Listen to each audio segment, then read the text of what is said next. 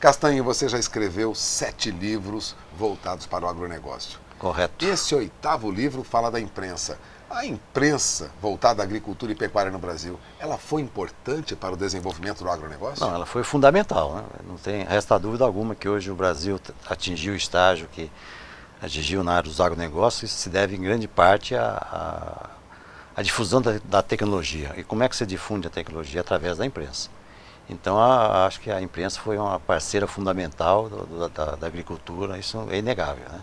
Você estudou a imprensa, a mídia na agricultura desde os primórdios. Quando é que nós começamos no Brasil a difundir informação para o homem do agronegócio? Hoje agronegócio, antigamente agricultor, pecuarista. A primeira publicação agrícola surgiu em 1833. Realmente foi lançado no Rio de Janeiro, né? E de lá para cá já foram lançadas 300 publicações. Então você vê que por esse volume de títulos que houve, né, e há ainda na área, você vê como foi importante o papel da imprensa hoje, com a televisão rural e o rádio rural, quer dizer, evoluiu muito mais, melhorou muito mais a comunicação com o setor, com o produtor rural, né? E antigo ministro da Agricultura, Joaquim Assis Brasil, dizia que o arado e a informação são as melhores ferramentas do progresso agrícola, né? Então a informação é o jornalismo e o arado e a tecnologia. Você foi jornalista há muitos anos na área do agronegócio. E ao analisar essas publicações e os veículos de comunicação agora trabalham, você separou basicamente em 2 fases distintas. São 2 fases distintas na imprensa, da mídia de agronegócio no Brasil? Então, a primeira fase foi a difusão da tecnologia. O produtor rural, o agricultor, ele realmente não dominava ainda a tecnologia. O Brasil estava gatinhando nesse aspecto, né? Ele era tradicionalista, ele fazia as coisas mais aí pelo seu feeling e tal, e no fim ele acabou aprendendo. Mas aprendendo através de que forma? Através da informação agrícola, certo? E através da informação agrícola também dos pesquisadores da extensão rural. Então houve um encadeamento de forças trabalhando a favor do agricultor, que foi a informação, foi a tecnologia e a extensão rural. E hoje, na minha opinião, o agricultor já domina a tecnologia.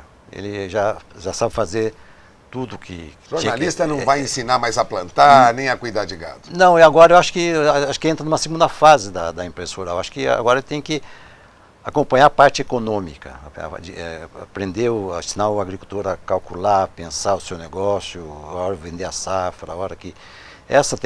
Logicamente que a tecnologia ela não para, está sempre evoluindo, mas aquela tecnologia básica, o agricultor já domina já.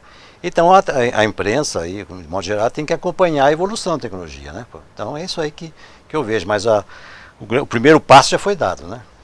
As emissoras de televisão, as rádios e as publicações que ainda nós temos, até sites de internet, blogs, você olha para o futuro, sempre olhando para mais o lado econômico do que a tecnologia, olhando para daqui 10, 15 anos, para onde a mídia do agronegócio caminha, Castanho, depois desse estudo, o que você diz?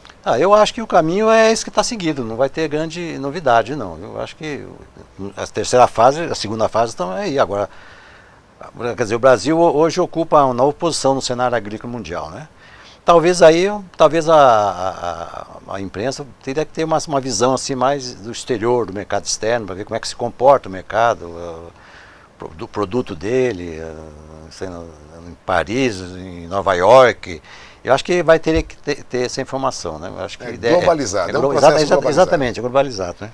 O jornalista, o profissional de comunicação que trabalha hoje com os veículos de comunicação, que você estudou ao longo desses anos todos, ele tem que ter um preparo diferenciado hoje? Ou é mais ou menos a mesma dificuldade que nós tínhamos no passado? Essa é uma dúvida, uma grande dúvida que permeia o setor, né? Uns acham que, inclusive até que o jornalista agrícola devia fazer um curso de tecnologia agrícola, né? Para que quando chegar junto ao produtor, ele fale a mesma língua que ele, né? Porque é difícil você chegar lá e não entender o que o agricultor fala, né? Mas eu acho que o fundamental, ele tem que conhecer o básico, né? Sabe distinguir um boi de uma vaca, né? Distinguir uma raça de corte, uma raça de leite, né? Quer dizer, um pé de café de um pé de cana. Isso aí tem que dominar fundamentalmente. Ou seja, o ele profissional... não pode ser ignorante, ele tem que ser um técnico agrícola. Assim. Tem que se preparar, tem que se preparar. Lógico. Hoje em dia exige um preparo maior do que antes.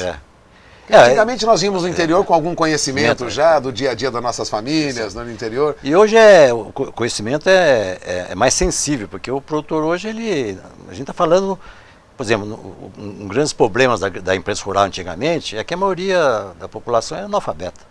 Então a maioria das publicações nascia e morreu. Então, e aí melhorou tal, o país evoluiu. Aí, vou falando na década de 1950, 60, o produtor não era tão culto como é hoje.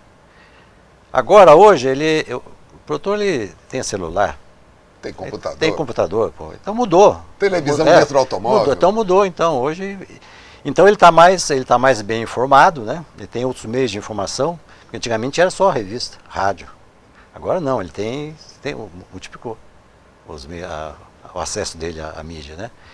Então, o jornalista tem que acompanhar isso aí. Ele está mais culto hoje, mais bem informado. Então, o pessoal, os colegas têm que se virar para chegar lá, não fazer feio. Bom, você fez uma pesquisa e você constatou, e esse seu livro que está sendo lançado agora, que a imprensa rural no Brasil, nós temos 1.200 jornalistas voltados para a área agrícola e pecuária, mais de 300 publicações, e você ressaltava aqui 40 estações de rádio e muitas estações de televisão. Ou seja, aumentou muito o volume de veículos para o produtor rural? Aí é o seguinte, esses números dizem respeito ao universo da imprensa rural no Brasil em todo o tempo, né? Desde o século, vamos dizer, do século XIX até hoje, né? E, bom, emissores de rádio e televisão... morreram ao longo dos anos. Grande parte das revistas agrícolas morriam na época, né? Hoje, mesmo, atualmente, desapareceram muitas revistas, né? Mesmo da época que eu trabalhei, muitas que já não existem mais, né?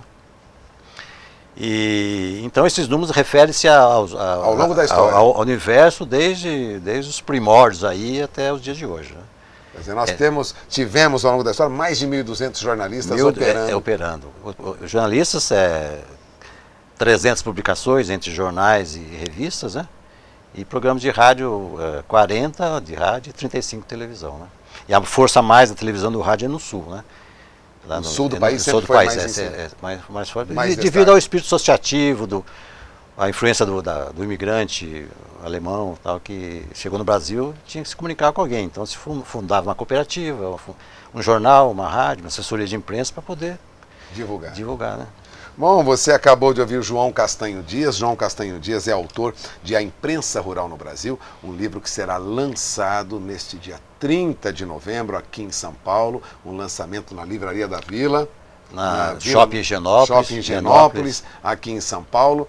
Bom, para quem quer acompanhar a evolução do trabalho da imprensa na atividade rural brasileira, né, na difusão de tecnologia, de conhecimento, não pode prescindir de ler A Imprensa Rural no Brasil, de João Castanho Dias. Agradeço a presença de João Castanho Dias aqui conosco. Muito obrigado. E voltamos ao programa.